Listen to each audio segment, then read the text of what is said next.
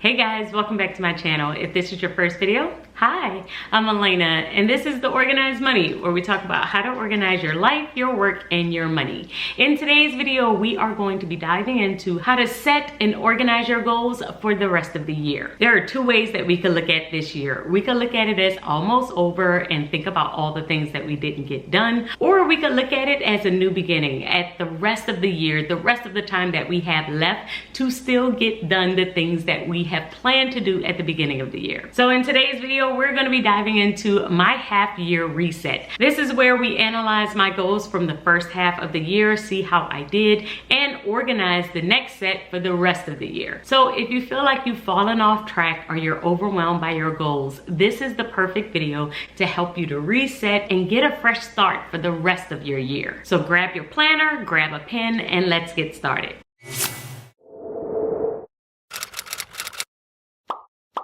So part one of our reset is to reflect on the first half of the year. Before we plan forward, we need to reflect back and see what goals we set at the beginning of the year, how well did we do with those goals, and if we need to adjust before we start planning what's next. So let's start with what goals I had at the beginning of the year. I set 4 goals with you all in this particular video here. You can go back and watch my goal video if you're interested. But these 4 goals fell into 4 different areas: spiritual, my personal, my work, and my money. Now, I kept these goals within my planner so that I could see them all the time. That way, if I needed a reminder, it was at my fingertips. So looking at these goals, I'm gonna think through how well did I do with each one of these. I like to pick my top 3 wins for my goals so far this year. My first win is working out. One of my big goals at the beginning of the year was to work out at least 3 days a week, and I have been consistently working out 3 to 5 days every single week without missing any. I think I might have missed maybe 1 week when I was on vacation or out of town on a work trip, but even when I would go for work trips, I tried to find a gym in the hotel if I could. I'm really proud of that, and I consider that definitely a win. My second win is my study of scripture. I've been doing really well with my Bible studies, my devotionals, and my scripture studies, which was a very, very big goal for me at the beginning of the year as well. I wanted to be as consistent as I possibly could. So I'm definitely proud of that one as well. And the third one is fasting. I incorporated fasting and a Sabbath in my schedule, and that has been going really well too. So I would definitely say those are my top 3 wins for the first 6 months. I would like you to think about your top wins as well. Now, yes, there are always things that we want to do, that we want to get accomplished. We first have to start by acknowledging the things that we did do, things that we did well, the habits that we want to keep up. After you have reviewed all of the goals that you set at the beginning of the year and you have written down your top 3 wins, you have other goals that you have on your list where you may have missed the mark. Your second step in this process is to make sure that the goals that you set at the beginning of the year still align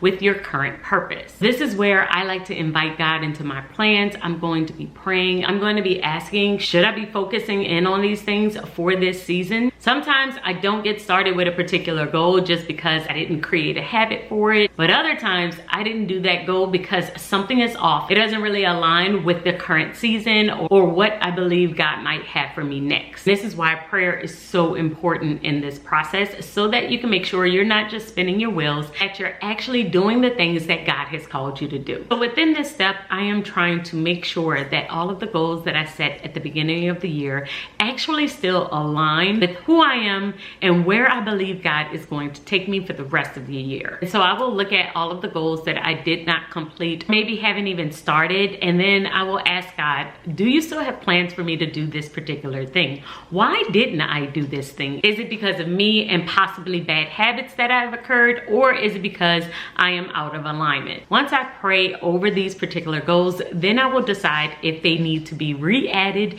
to my list of goals for the rest of the year, or if I need to delete them or delay them for another season. One of the scriptures that I love to use as my base for this overall process is Proverbs 16:3, which says, "Commit to the Lord whatever you do, and he will establish your plans." After I complete that process, after I pray over the next season, next part is to actually start to write down all of the goals that you would like to complete for the rest of the year. So I'm going to look at the same 4 areas that I had set at the beginning of the year: my spiritual, my personal, my work, and my money goals. So I like to set 3 goals under each one of these areas. We'll start off with my spiritual goals. Now, I've already been doing really well with my scripture study, my scripture reading. I would like to add on to that, make sure that I am doing a Sabbath every single week, build on my scripture studies by doing more SOAP Bible study sheets. This is where I kind of will do a deeper dive into the scriptures that I am reading, and I do plan on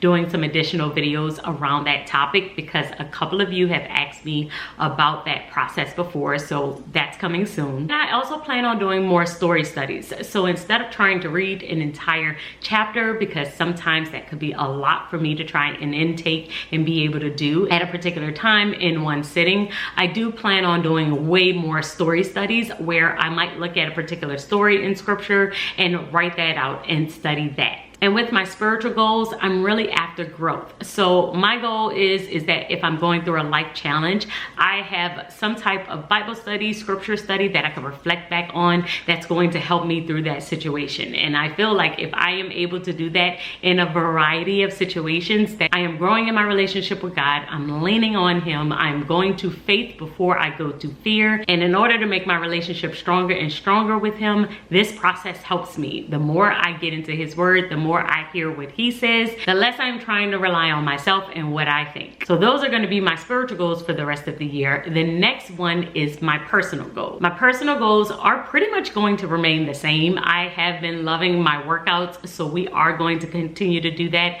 but I am going to try and add more eating clean into my habits as well. I realize that when I eat clean and when I'm fasting, I have a lot more energy. I also had to go to the doctor because I was a little iron deficient. I started taking vitamins that would really help me with that as well, and hopefully boost my overall energy. So for my personal goals, they're basically going to remain the same, but I am going to rev them up a little bit by adding more frequencies to when I work out. So instead of 3 times a week, I would like to do 5 times a week, and eating a little bit better throughout my week. Now, my work goals are the ones that I had to switch up and think about the most. And this is because I have 2 things kind of going on at the same time. If you didn't know, my husband and I are pastors, so I am the executive pastor for our church, along with running the Organized Money full time. And I am basically doing both at the exact same time, which means I don't consider myself part-time on either side. And even though they really do work well together, because for the most part, I am doing counseling, I am always talking to people about money, and I do believe that it is my ministry. It happens a lot at church, and it happens a lot with the Organized Money. And so the work really does cross over. However, my goals for each individual area had to adjust in this season. I realized that I was trying to do too much, and so I had to scale back a little bit and really evaluate what I wanted work to look like, what felt best for me, and what was the best direction for me to go in. So I have been doing more speaking engagements, more workshops. I've been focusing way more on my product, and I believe the goals that I set will need to revolve around that more than anything else. So for the rest of the year, I'm going to set some speaking goals, some workshop goals, and some product sale goals. But the goal here is to write down everything that you could think of that you possibly would want to do in your career. Whether you have a 9-to-5 or you're an entrepreneur, when you're reflecting back at the end of the year, what would you like to say you have accomplished? And it may not be something that you could actually complete in 6 months, but as long as you are working toward that particular goal, I want you to write it down. And my last area is money. Now for this goal, I have had the same 2 things that I have been working on for the last 2 years or so. And so we're going to continue those, and that's paying down debt and saving money. I am consistently budgeting in order to do those 2 things. We are already investing. Everything else is kind of on autopilot. But when it comes to my saving and my paying down debt, that is the 2 things that I usually will focus on at the beginning of the year, is where I want to be at the end of the year. Now, most people will stop here, but we have one more step, one of the most important steps to this process, and that is to do a monthly and weekly breakdown of the goals that we just set. This is the icing on the cake. This is the cherry on top. This is the part that will make sure that you add this habit into your system and you actually accomplish the goals that you have set. We have to build some type of system around these goals so that we are consistent, so that we remember them, and so that we show up for them on a daily basis. So how do you do this? The first thing that you want to do is break down every single goal into something tangible that you can do on a daily basis. If I am trying to save $400 or $500 every single month, then I need to save $100 a week or $125 a week every single week. I would put that on a Friday and make it a part of my payday routine. And I know I have incorporated my overall goal into a weekly one, making it much, much easier for me to actually get this goal completed. If your overall goal is to work out 3 to 5 days a week, then you would say, okay, I'm going to work out every Monday, Wednesday, and Friday from 7 a.m. until 7:30 a.m. If you want to declutter your house, then you're going to say, I'm going to declutter my house every Friday from 5 p.m. until 7 p.m. If you want to read more books, then you're going to say, I'm going to read every single evening from 8:30 p.m. until 9:30 p.m. and make it a part of my nighttime routine. Whatever that thing is, whatever that goal is, you need to make it a part of your system, a part of your routine, a part of something that you do on a daily basis so that you can keep coming back and you can make sure that you are actually completing that goal. And if you want to go even deeper with your consistency, then pull out a habit tracker. Your habit tracker can definitely help you along the way to show you how often you are actually completing this goal and when you need to work on actually getting better with your overall discipline or motivation toward a particular goal. So set a weekly planning day, track your progress, track your consistency, and give yourself a lot of grace in the process. Remember that it takes some time to build these types of habits in order to achieve your goals.